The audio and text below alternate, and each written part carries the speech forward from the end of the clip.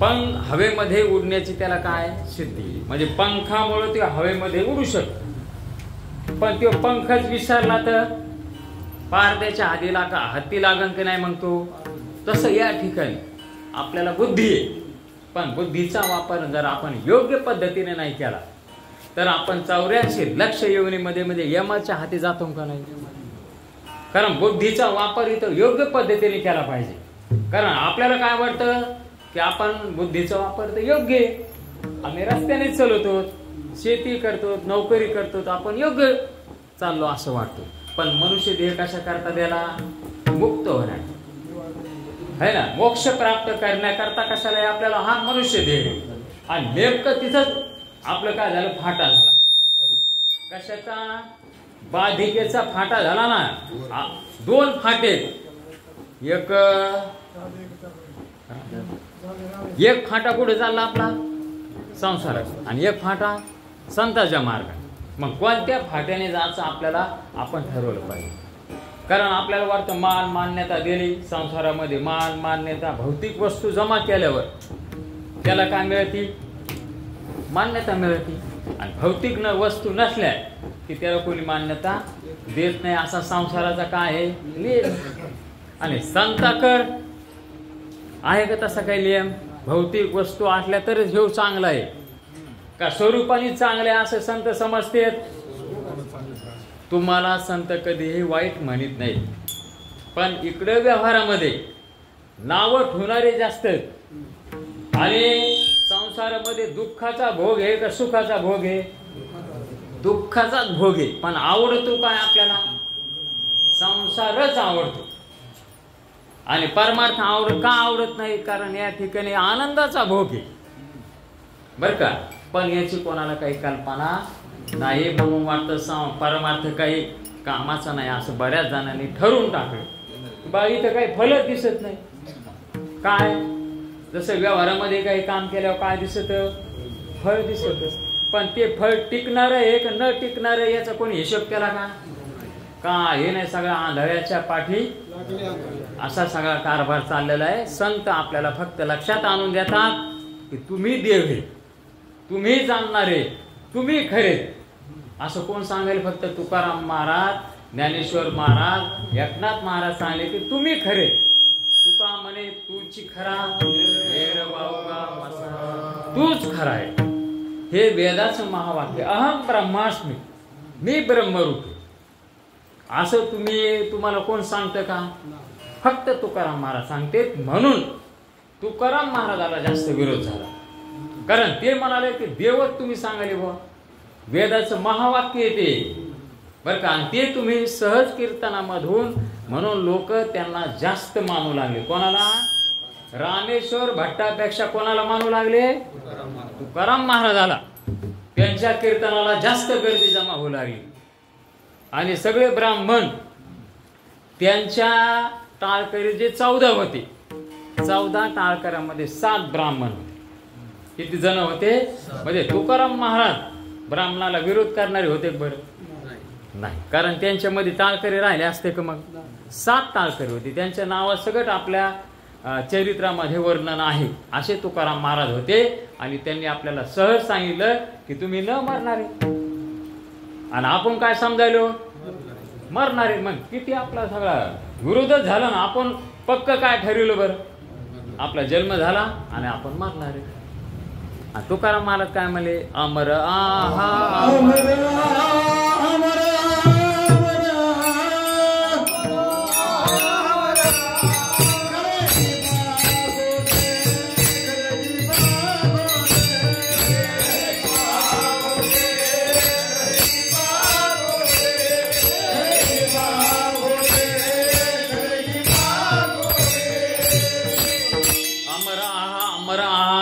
खरे की पा खोटे न मना देह माझा ऐसा, मग भरवसा कळेल. या ठिकाणी आपण न मरणारे बर का, लक्षात घ्या. आपल्याला मरणारेच वाटायला. हा काय झाला, बुद्धीचा भ्रंश झाला आपल्या. म्हणजे आपली बुद्धी कशी चालायला पाहिजे, भ्रंश झाला की नाही.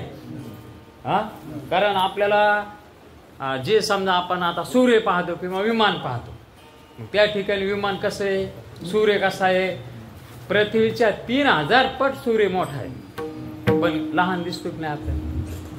मग आता बुद्धी भ्रंशंती हो, तसं या ठिकाणी आपल्याला काय वाटालं, मी मरणार आहे, मी जन्मलेलो हे, माझं हे नाव हे.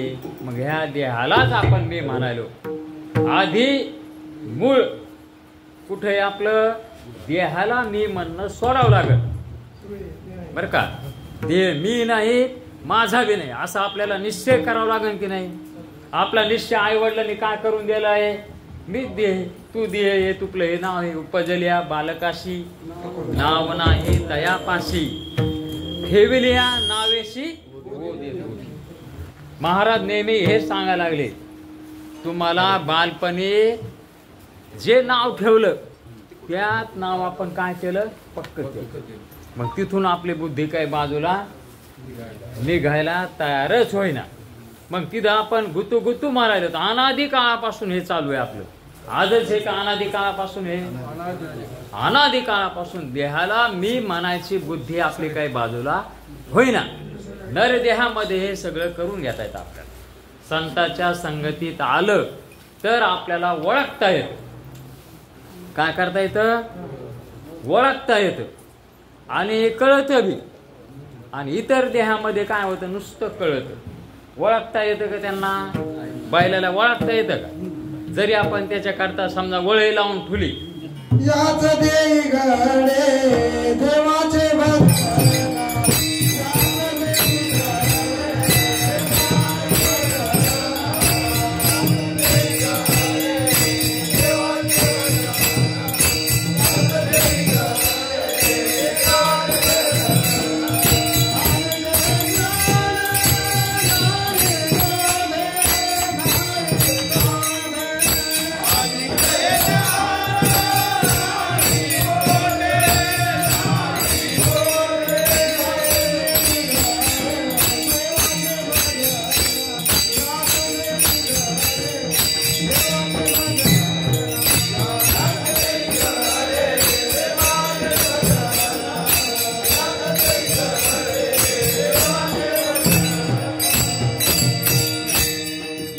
देही घडे देवाचे भजन, अनेक हे ज्ञान स्वर्गात हे ज्ञान येतं. मनुष्य देहामध्ये देवाचं ध्यान करता येतं, देव लक्षात घेता येतं. आणि देव माझ्याहून वेगळा नाही हे बी ध्यानात घेता येतं. स्वर्गामध्ये अशी व्यवस्था आहे का, तिथं भोग नाहीत का. बरं, जे स्वर्गामध्ये गेले होते ते मनुष्य देहात होते की नाही. मनुष्य देहामध्ये त्यांनी पुण्य केलं आणि कुठं गेले, स्वर्गात गेले. तिथं गेले त्यांना कळाले की आपलं गणित हुकलं. गणित आणि आपल्याला इथं आता मनुष्य, आणि जे नरकात गेले ते तर म्हणले आता हुकलेच बरं का. पण आता जे नरकात गेले त्याचा विषय मिटला. त्याला काय पुन्हा आता जेवढे त्यांच्याकडून पाप झालेले तेवढे त्याला भोगावं लागणार. आणि आता जे स्वर्गात गेले ते इच्छा करायले स्वर्गीचे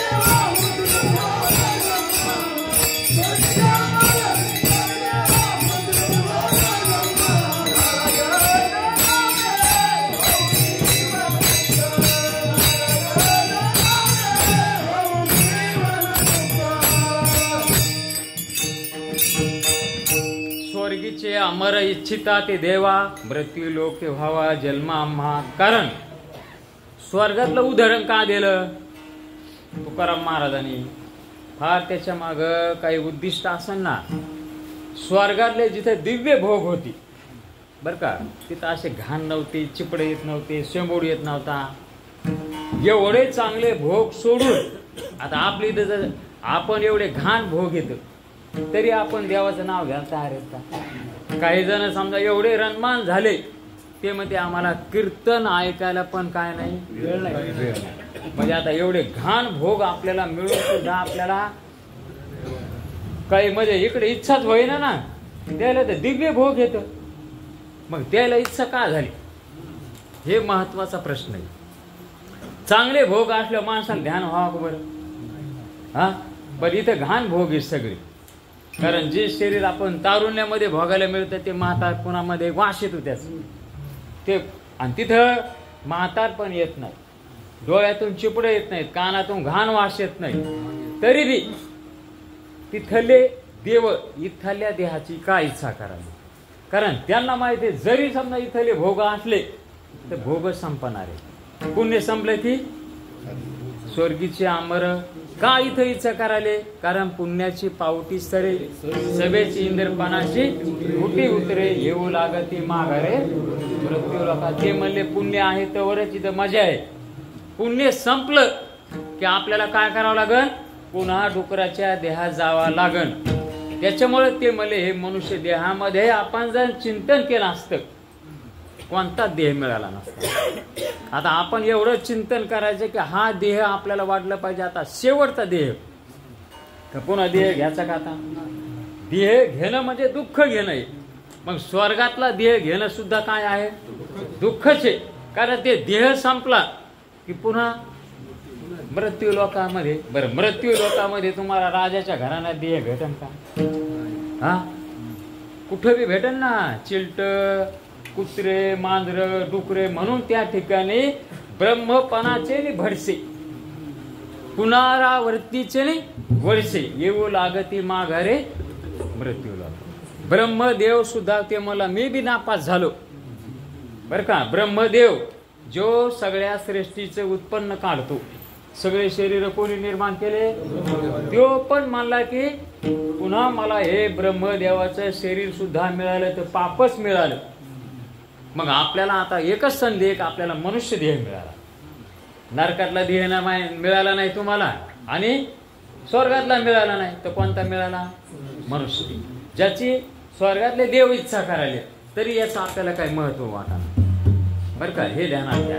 याचं महत्व वाटलं की माणूस कुठं येईल, संताच्या संगतीत. नरदेह निदान लागले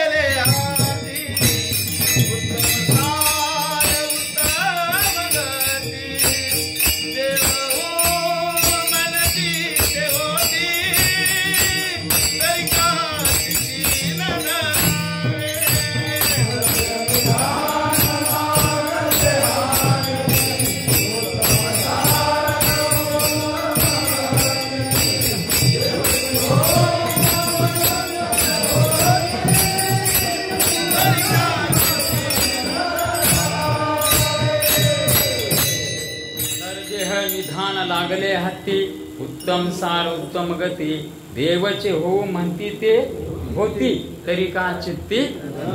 म्हणजे मनुष्य देहाचं गंभीरता तुम्ही अजून ध्यानात घेतली नाही. तुम्हाला वाटतं घर बांधलं मुलं बाळ झाली की झालं आपलं काम, एवढ्यावरच मर्यादित आपण गंभीरता ध्यानात घेतली नाही. आता नरदेह मिळाला याची स्वरातली देवस्तुती करायले. मग आता किती महत्वाचा देह आहे आपला.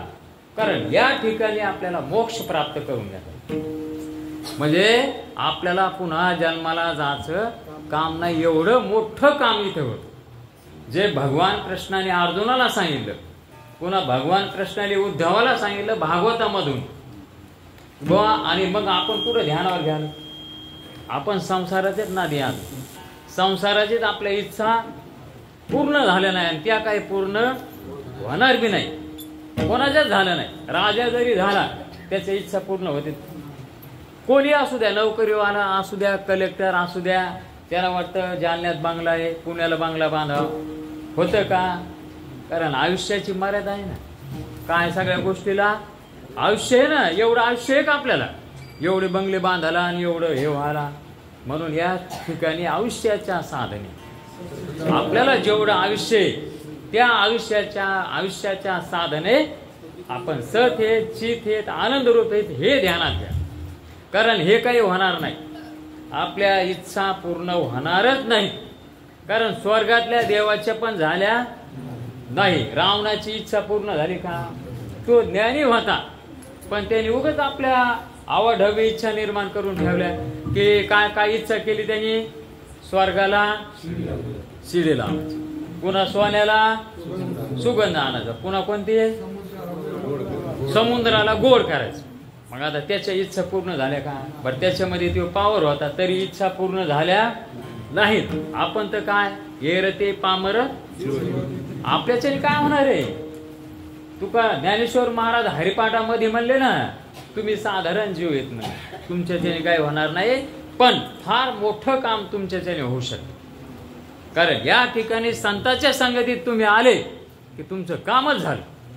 पुन्हा आपल्याला स्वर्गाला जायची गरज नाही, पुन्हा नरकाला जायची गरज नाही, आणि कुठंच जायची गरज नाही. आपल्याला काय पाहिजे? मोक्ष पाहिजे. म्हणजे जन्म मरणाच्या बंधनातून आपल्याला जर सुटायचं असेल तर संतांच्या संगतीत. मग संतांच्या संगतीत काय याचं? कारण त्यांच्यासारखा विवेक कुठंच नाही पुन्हा. कारण विवेक कुठे? फक्त पडून राहील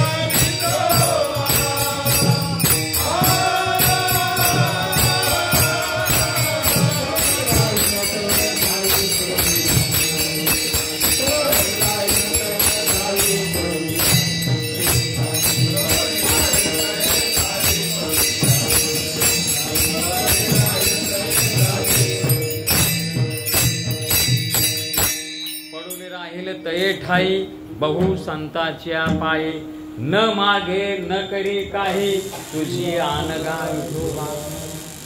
कारण तुकाराम महाराज देवाला म्हणले, मी संताच्या ठिकाणी पडून राहीन म्हणले. काही मागणार नाही बरं का, हा काहीच मागणार नाही संताला, काही गडबड करणार नाही, काय नाही. तुझी शपथ घेऊन सांगतो. कोण? तुकाराम महाराज. कारण माणसाला काय सवय, काहीतरी बोलायचं, काहीतरी कुटाने करायची सवय लागली. पण तुकाराम महाराज म्हणले मी फक्त पडून राहिले. मग संताच्या ठिकाणी महाराजाकडे गेले, नुसतं श्रवण करा.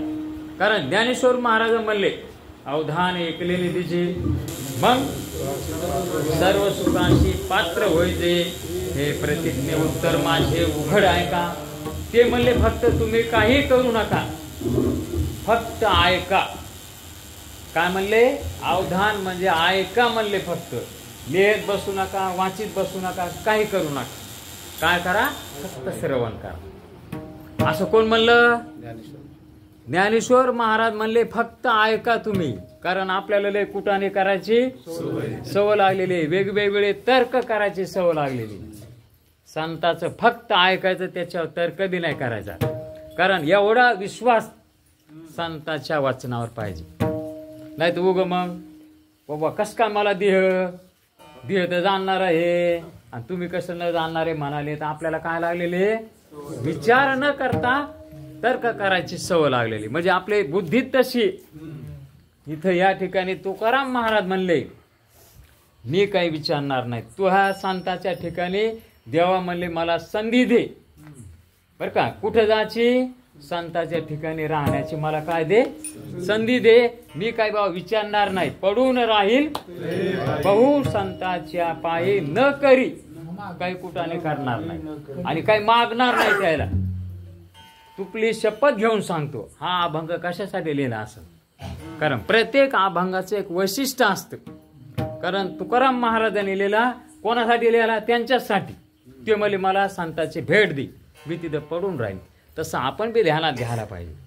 कारण आपल्याला तर्क करायची सवय लागलेली, घाण सवय लागली व्यवहारात बी. पाणी लागन का नाही, मग ते पानवडी बरोबर आहे का नाही, शिक्षण केल्याने काय होत, अशी काय लागली आपल्याला व्यवहारातली सवय आपण पारमार्थात आणली. म्हणून घोटाळा व्हायला. कशाने घोटाळा व्हायला? व्यवहारामध्ये जे शंका घेतो ना आपण, त्या शंका कुठं घ्यालो आपण?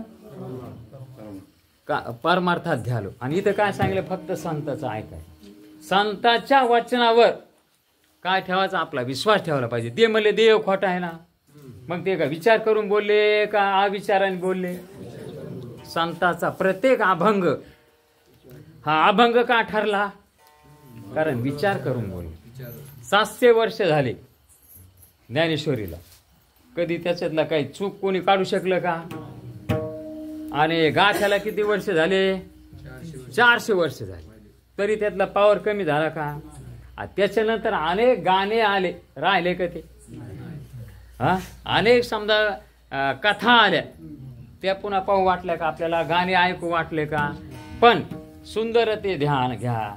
रूप पाहता ह्या अभंगाची कधी तुम्हाला कंटाळा आला? म्हणजे किती पावर असन हे ध्यानात घ्या. त्याच्यामध्ये पुन्हा कधीच कंटाळा नाही आला ना हो. रूप पाहता लोचीने किती वेळा, पण आपल्याला वाटलं का आता जाऊ दे, लय कंटाळा, दुसरा अभंग घेऊ. नाही, म्हणजे हा अभंगाची काय संजीवन आहे, जिवंत येते. तसे गाणे फाणे जे आपण कथा लिहिलेल्या लेखकाने त्या सगळ्या काळाच्या पडद्याआड गेल्या. कारण त्याच्यामध्ये काय नव्हतं? न मरणारं तत्व नव्हतं. कोणत्या गाण्यामध्ये सांगा ना, न मरणार. आणि ह्या अभंगामध्ये काय? तुम्ही न मरणार आहेत असं सांगितलं. म्हणून ते अभंग संजीवन आहेत. पुन्हा अभंग आहेत ते भंग पावले कधी, आणि बाकी सगळं भंग पावलं. हरिपाठ कोणाला कंटाळा आला सांगा बरं? हरिपाठ म्हणताना रोज म्हणतो आपण, तरी उत्साह तेवढाच आहे का कमी आहे? तेवढाच आहे. त्याच्या पाठीमागं काय? आतमध्ये काय आहे? त्याच्या काय आहे त्याच्यामध्ये?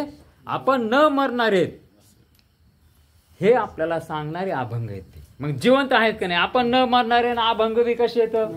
न मरणारे. कारण ते शब्द आपल्याला काय ठरवायलेत? की तुम्ही न मरणार आहेत. काय सांगायले ते शब्द? की तुम्ही न मरणार आहेत असं सांगणारे ते अभंग आहेत. शब्द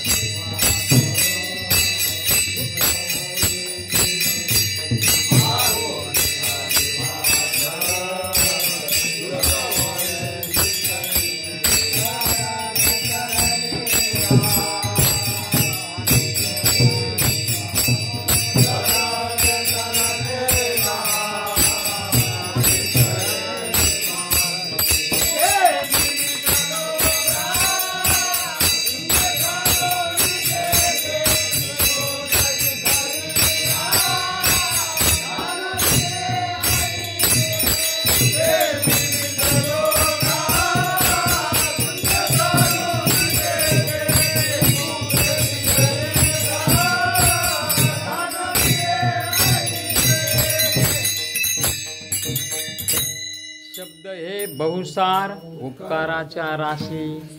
कारण शब्दामुळेच आपलं बिघाडलेलं होतं बरं का. आपल्याला आई वडिलांनी शिकले की तू माझा मुलगा आहे, आणि सगळ्या स्वाऱ्या धाऱ्याने काय शिकवलं? तुझं हे नाव आहे.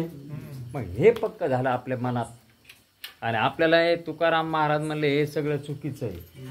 तुम्हाला नाव नाही, गाव नाही, तुम्ही न दिसणारे. असं कोण म्हणलं बरं? बाकी कोण म्हणले? आपल्याला सगळे दिसणारे समजते. तुम्ही दिसणारे, मी बी. मग आता दिसणारे जर एकमेकाला दिसणारे समजू लागले तर मरणारे समजाले है ना. कारण दिसणारं नष्ट होणार आहे, आणि न दिसणारं काय आहे? न नष्ट होणार आहे. आणि ते आपण आहेत. कारण हवा बी कशी न दिसणारी, हवेला काही कळत बर का. शब्द बी कसा आहे न दिसणारा, सुगंध न दिसणारा, उष्णता न दिसणारी, अनेक गोष्टी न दिसणाऱ्या. मग त्याला कळतं का काही? आता उष्णतेला कळते का? हवा हवेला कळते का? आता हे शब्द आहे आपल्याला कानाद्वारे ऐकू याला. मग आता शब्दाला शब्द कळत नाही, कानाला शब्द कळत नाही. हा शब्द कुठं कळतो? मनामध्ये तुम्हाला कळतो. फार फार सूक्ष्म प्रक्रिया ध्यानात घ्यायचा. आणि हे ध्यानात घ्यायची बुद्धी मनुष्य देहात आहे. म्हणून आपल्याला संत सांगायले ही बुद्धी इतर देहामध्ये नाही. विकसित बुद्धी नाही तिथं, आणि इथं विकसित बुद्धी. पण त्या विकसित बुद्धीचा वापर काय केला आपण? भौतिक जमा करायसाठी. शास्त्रज्ञ झाले बर का. मोबाईल तयार झाला ना, पण किती मोबाईल हे तयार केला तर त्याला काय लागली? बुद्धीशिवाय झाला का ते? हा, बुद्धीशिवाय मोबाईल तयार झाला का? आणि बुद्धी कोणी दिली? ईश्वराने दिली. बरं, त्या बुद्धीने मोबाईल तयार करायचा आहे का? आपण कोणी ओळखून घ्यायचं आधी. आपण कोण आहेत यांनी जरी शोध लावले तरी हे शोध काही कामाचे नाहीत. कारण अमेरिकेमध्ये असा शोध लावले की आपण तरुण झालो पाहिजे. आता पेशी कुठे तरुण होत असतात? हा, किती काही केलं द्यायला, काही तूप खाऊ घाला की काही द्या, म्हातारा माणूस तरुण होऊ शकतो का? होऊ शकत नाही. पण त्याचा प्रयत्न काय आहे? शरीर तरुण झालं, तरुण काही होणार नाही. कारण देहाच्या ह्या अवस्था आहेत, निसर्गाच्या विरुद्ध आपल्याला चालता येत नाही. पण इकडे बुद्धी लावाली. आता इकडे बुद्धी लावा का संतांच्या संगतीमध्ये बुद्धी लावा? मग आपण शास्त्रज्ञाला जास्त मानतो का संताला मानतो? शास्त्रज्ञालाच मानतो आपण. का शोध लावा? विमानाचा शोध लावला, हा, मोबाईलचा शोध लावला. मग आपल्याला मनात ठरवा आपण कोणाला जास्त मानतो ते. मनातून लक्षात घ्या, मनातच ध्यानात घ्या आपण कोणाला मानतो. बरं, त्याला मानल्याने आपण जन्म मरणाच्या बंधनातून सुटू शकतो का? म्हणून ते काही कामाचे नाहीत. किती बी शोध लावला तरी तो नष्ट होणार आहे.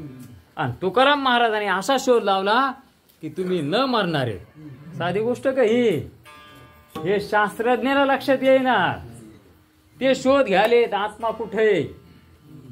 आणि आत्मा संतांनी काय सांगितला? न दिसणारा. बर, ते म्हणले हे कळतो कोणाला? त्यांनी ठरवलं हे सगळं मनालाच कळतं. मग आता शास्त्रज्ञ हे कसे येत? शास्त्रज्ञ म्हणतात का यायला?